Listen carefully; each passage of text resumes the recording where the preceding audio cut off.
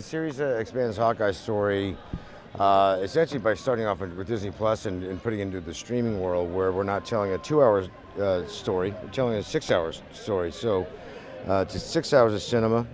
You get to do a lot more things in I always kind of describe it as kind of like a much bigger, fatter, layered cake that you can get in a 2-hour movie. So all the layers and levels of Hawkeye, and then all the new characters that are introduced and are just all expanded upon in a much deeper, greater way. This is the first Christmas we've had together in years. I love you guys. I'm making up for some lost time. Authorities are wondering if the masked vigilante who terrorized the city's underworld is back. The past has caught up with me. Should we be worried? No, it's nothing. I'll be home for Christmas. I promise. I still don't have the words to describe how it feels to be a part of the Marvel Cinematic Universe. I mean, it's like every day it gets more and more real, and then I experience something like this and it just feels completely surreal again. I just feel so incredibly grateful and lucky to be a part of something so special. When I wore this suit, I made a whole lot of enemies. You're a Hawkeye! Who the hell are you? Some people have actually called me the world's greatest archer. Are you one of those people? Clint and Kate's relationship, I feel like is very. I think it's beautiful. I think there's a lot of cathartic.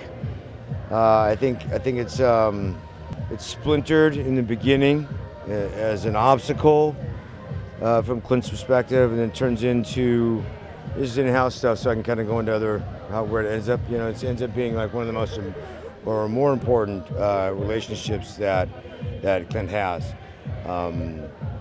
From what they go through, and more importantly, what they share, and what Clint sees in her as potential as a human.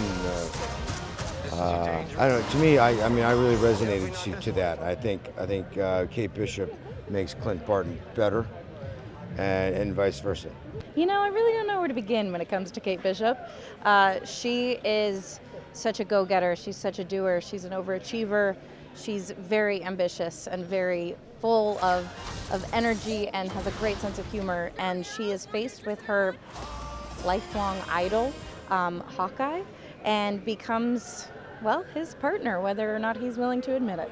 You already have a character that's known to be, more of a relatable character. It's a superhero without any superpowers, but his superpower is, family and steadfastness and, thoughtfulness and righteousness and goodness, right? So you get to explore so many things. We get to explore humor, we get to explore the depths within the friendships of character and loss, what happens with loss in a lot of the characters, and how that unites people, and to do ultimately, pretty amazing things. Kate and Clint have a very unique and special relationship. It starts out as one thing, and it's sort of a constant evolution.